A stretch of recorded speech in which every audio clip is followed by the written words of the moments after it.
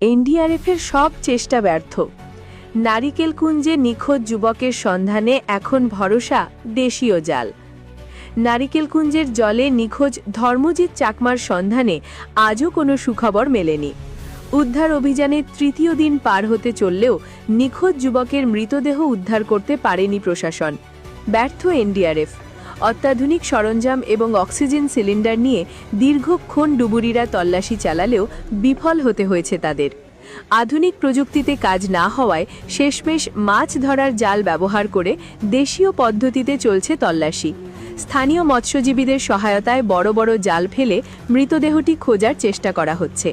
৩ দিন পেরিয়ে গেলেও উদ্ধার কার্যে কোনো সাফল্য না আসায় রাজ্যের বিপর্যয় মোকাবিলা দপ্তরের সক্ষমতা ও তৎপরতা নিয়ে উঠছে বড় প্রশ্ন।